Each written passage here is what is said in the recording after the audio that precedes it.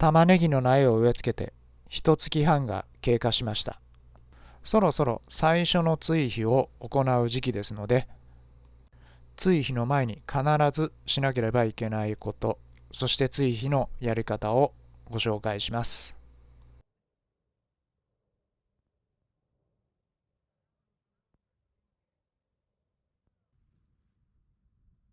まず追肥をする前に、玉ねぎの苗の状態をチェックしましょう。こういうふうに黄色くなってしおれている葉っぱがあります。これは栄養が足りなくなって冬の寒さに耐えきれず死んでしまった葉っぱなので、肥料を追加する時期だということを示しています。で、こういう死んだ葉っぱからベト病とか病原菌が伝染するので、必ず除去しましょう。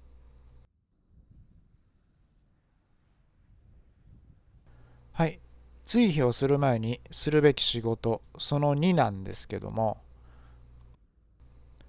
今マルチを張ってるんですけども、それでもこうやって雑草が生えてきてしまいます。はい、雑草というのは玉ねぎにとって成長の妨げになってしまいますので、追肥をする前は必ず雑草を除去しましょう。で、雑草を抜くときは玉ねぎの根を傷めないようにちょっとそーっと抜いてあげてください。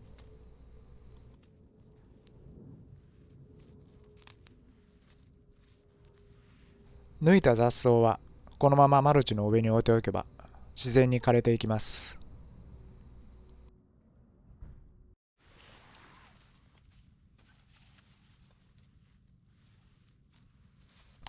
こういうなんて言うんだろう、杉菜に似たこの根っこが横に生える雑草っていうのは小さくてもすごく抜きにくいんですよね。ですから雑草はちっちゃいうちに抜いておくことが肝心です。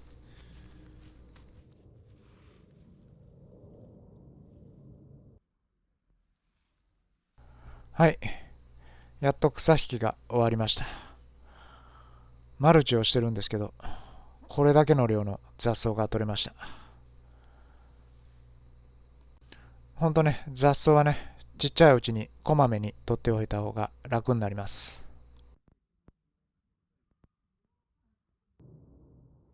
はい、次に追肥に使用する肥料ですけども、こういう油かすとか魚粉などの類の肥料は僕は使いません。理由はですね、この油かすとかって結構窒素が多いんですね。追肥として油かすを与えると土の栄養バランスがちょっと崩れるので、私はこういう化成肥料を与えることにしています。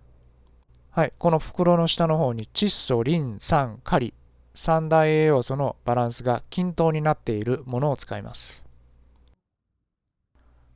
はい、化成肥料に加えて今回はこちら、はい、ご存知 HB101、これも追肥として与えようと思います。土の栄養バランスを整えてくれるのに役立ちそうです。はい、それでは追肥をしていくんですけど、こうやって穴あけマルチを使っているときは、ちょっと穴を広げてあげた方がいいです。これ根元の真下に化成肥料をあげると、これ根っこが肥料で焼けちゃうことがあるんで、そしてこの苗から離れた場所に、ちょっと土にくぼみを作っておきます。ここに化成肥料を貯めるという感じにします。はい。一つの苗につき肥料は本当これぐらいでいいです。与えすぎないようにしてください。で、さっき作ったこの土のくぼみの中にこの化成肥料を入れていきます。はい。こうすると苗から少し離れているので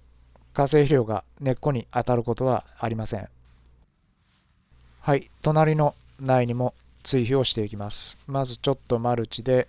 穴を広げて、苗から少し離れて土にくぼみを作って、化成肥料をこのくぼみにこれぐらい与えます。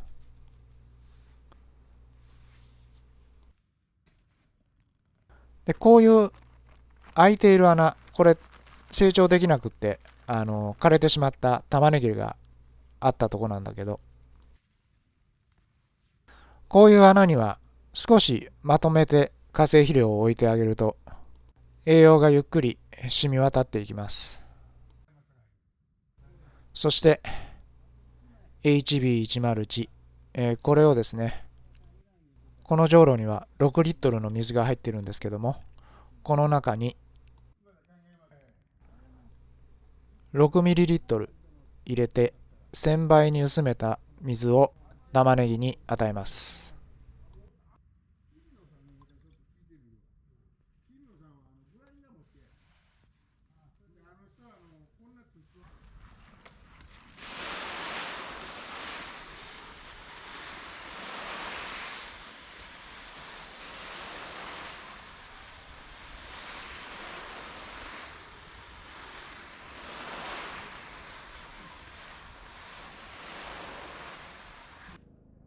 はい、これで玉ねぎの第1回目の追肥が終了しました。はい、こうやって化成肥料は少し苗から離れた場所に固めておいてあります。雑草を取り除いて土も柔らかくなっているので、肥料の養分も土に溶けやすくなっています。